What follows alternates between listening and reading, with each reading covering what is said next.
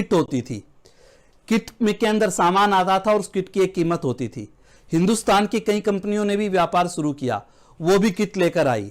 तो शुरू में ये ठीक चला, पर थोड़े दिन के बाद हिंदुस्तान में क्या हुआ, लोगों ने अपना दिमाग लगाया कि इस नेटवर्क मार्केटिंग के अंदर बहुत बड़ा पोटेंशियल है। इसके अंदर 2 से 4 होते हैं, 4 से 8 होते हैं, 8 से 16 होते हैं। और उन्होंने धीरे धीरे क्या किया, प्रोडक्ट को निकाल कर फेंक दिया और केवल पैसों से काम होना शुरू हो गया।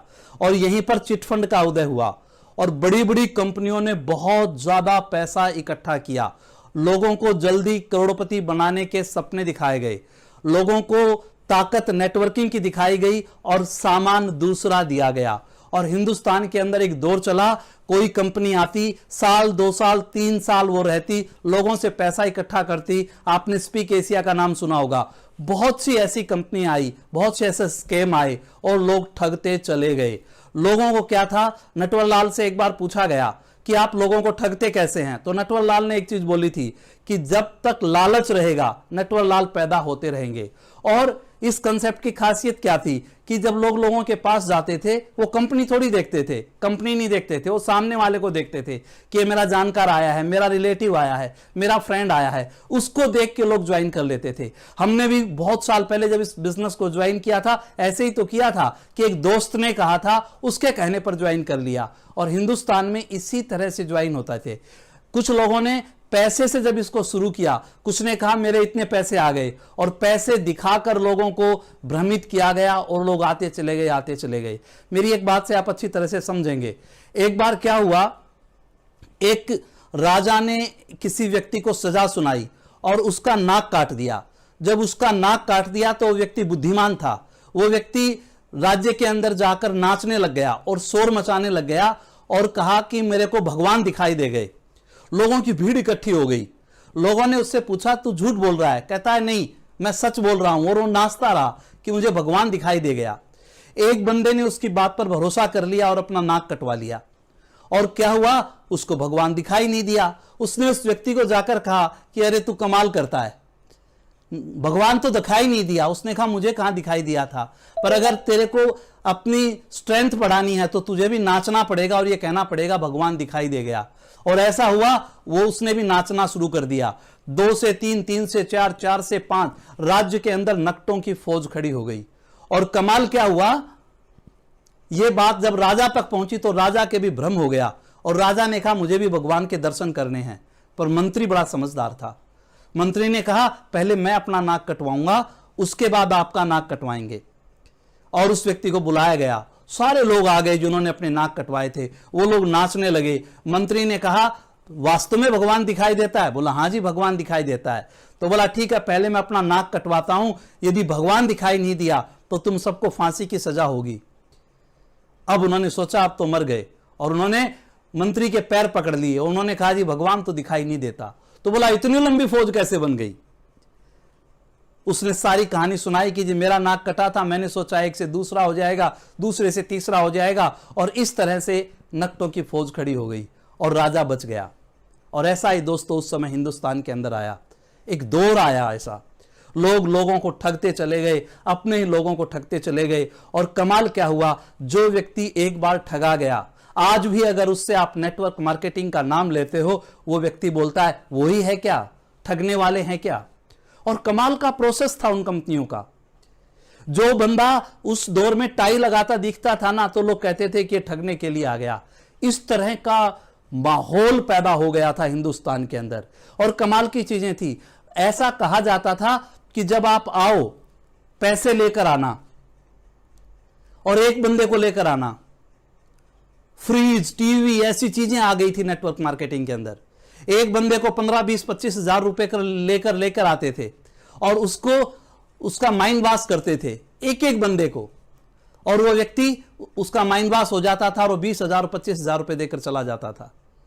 चंडीगढ़ के अंदर एक कंपनी आई और कमाल की बात क्या थी, एक बंदे को दूर दूर से वहां पर लेकर जाते थे, और जब वहां पर लेकर जाते थे तो एक लाइन लगी होती थी, और उस लाइन में कंपनी के अपने 10, 12, 15 बंदे होते थे और वो ज्वाइनिंग के लिए लाइन में खड़े होते थे।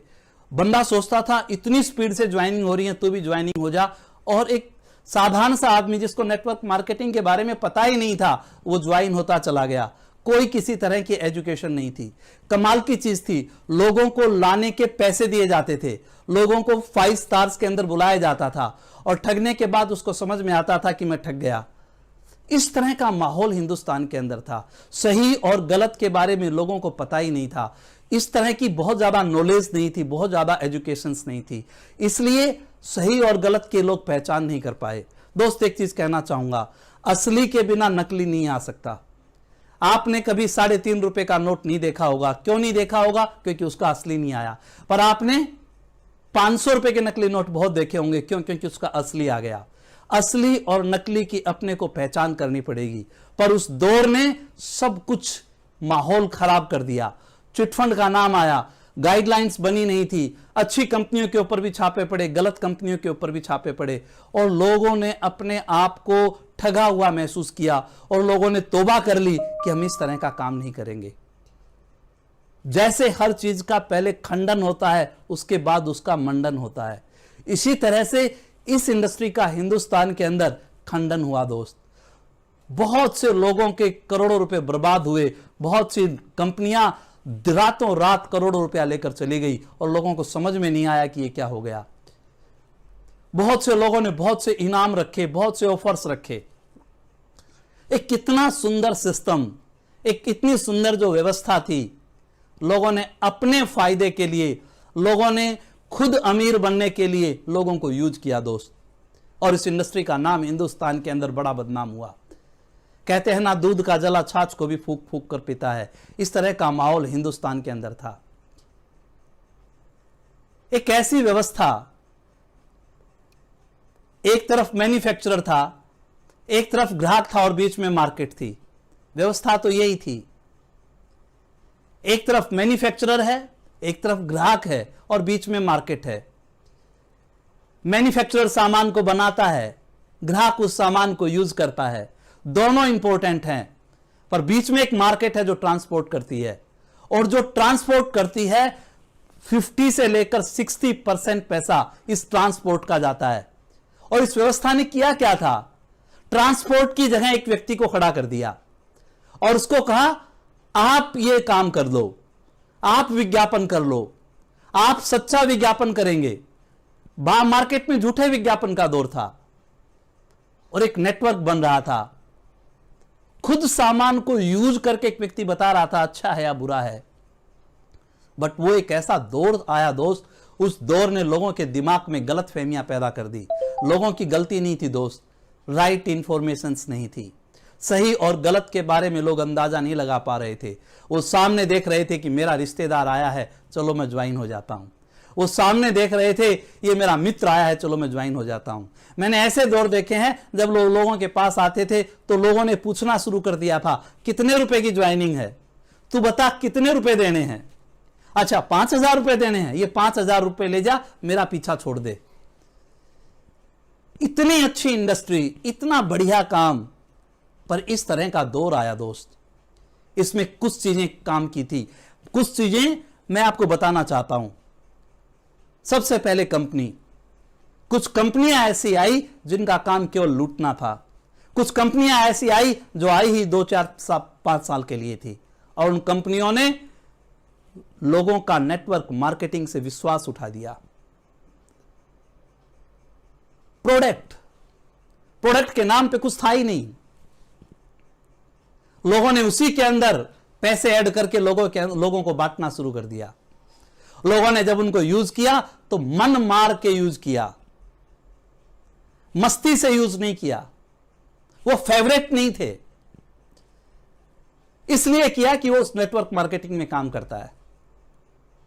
अगर वो प्रोडक्ट अच्छे होते तो क्या होता? अगर वो प्रोडक्ट अच्छे होते तो वो बंदा एक कस्टमर सदा के लिए बना रहता। पर मैंने देखा बंदे ने कंपनी छोड़ी, प्रोडक्ट को यूज करना छोड़ दिया। मैं हिंदुस्तान में ऐसी कंपनियों को भी जानता हूं, वो एक व्यक्ति उस कंपनी को करता है या नहीं करता है, पर उसके प्रोडक्ट्स को आज भी यूज करता है। क्यों? क्योंकि वो मार्केट उनके फेवरेट प्रोडक्ट थे, वो उनको अच्छा लगता था।